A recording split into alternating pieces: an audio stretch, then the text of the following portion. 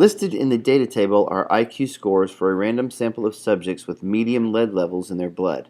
Also listed are statistics from a study done of IQ scores for a random sample of subjects with high lead levels. Assume that the two samples are independent simple random samples selected from normally distributed populations. Do not assume that the population standard deviations are equal.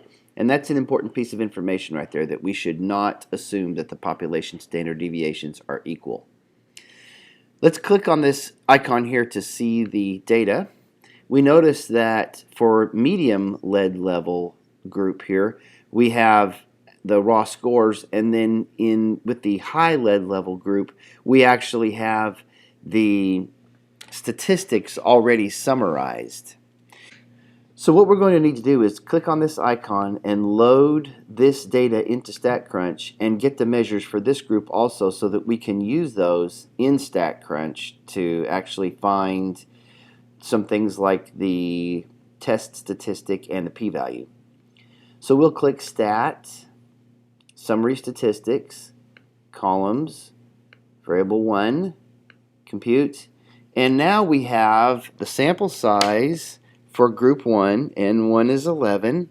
We have the mean for group 1, X1 bar, and we're going to round this to 3 decimal places just like we had in the statistics for group 2. So that'll be 91.818.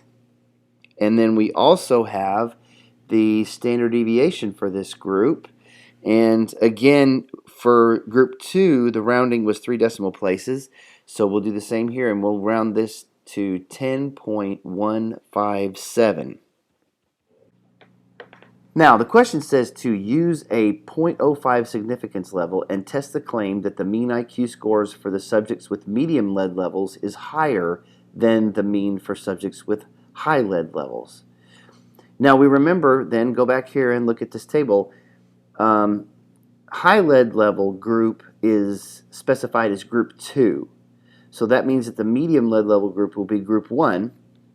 The claim is that the mean IQ scores for subjects with medium lead levels, that's group 1, so mu1, is higher than the mean for group 2, or in other words, mu2. So our appropriate set of hypotheses will be the one where we have equals in the null hypothesis. As usual, we always have to have that.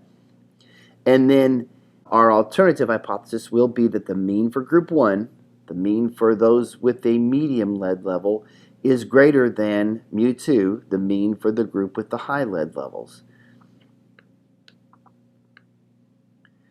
The test statistic, okay, now in order to find that, we're going to use this set of statistics here for the high lead levels that we were given, and then the statistics that we got from calculating the sample size, standard deviation, and mean for this medium lead level group. And we'll do that by going to StatCrunch. And we'll click Stat, T-Stats, to sample with summary. Now, group 1, that mean was 91.818. The sample standard deviation was 10.157. And the sample size was 11. Then for group 2, we were given that in that table, that's 89.431. The standard deviation is 9.893. And the sample size, again, is 11. Now, we were told in that problem, do not assume that the standard deviations are equal. So that means that we are going to uncheck this pool variances box. We are performing a hypothesis test, and our hypothesized difference is 0. We have to select the correct direction of the inequality for the alternative hypothesis, which will be greater than this time. And we'll click Compute. And here we have a t-statistic of 0.558. The p-value is 0.2914. The t statistic, rounded to 2 decimal places, will be 0.56.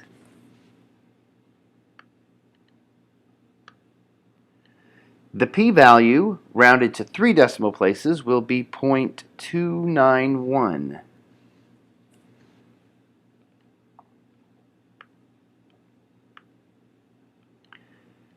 Now we are to state the conclusion for the test. We note that our p-value is greater than alpha, and whenever that's the case, we do not reject the null hypothesis. So we're going to look at B and D and determine which of these interprets the conclusion correctly. B says, fail to reject the null hypothesis. There is not sufficient evidence to support the claim that subjects with medium lead levels have higher IQ scores. Part D says, fail to reject the null hypothesis. There is sufficient evidence to support the claim. Now, if we fail to reject the null hypothesis, then we don't have evidence to support the claim that they're any different at all. So B is going to be the correct choice. And now we're to construct a confidence interval suitable for testing the claim that the mean IQ scores for subjects with medium lead levels is higher than the mean for subjects with high lead levels. So in order to do that, we're going to need to consider that this was a one-tailed test to begin with, and alpha was 0.05. That means that we would have 0.05 of the distribution up in the tail. Well, with a confidence interval, in order to get the same interval endpoints, we would have to have 0.05 in one tail and 0.05 in the other, which would give us a total then of 0.10. So now let's hit StatCrunch. And let's go to Stat, T-Stats, to sample with summary, and we'll type this information in again.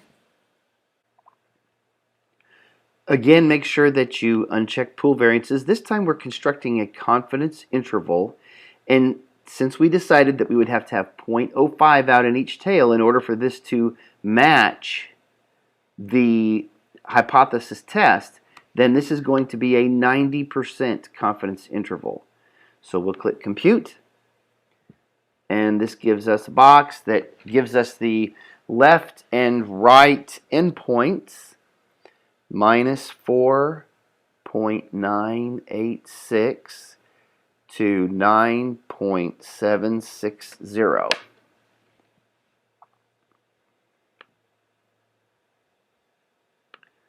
Says to round to 3 decimal places, so minus 4.986 to 9.760. And there we go. Now, does the confidence interval support the conclusion of the test? Now here's the thing.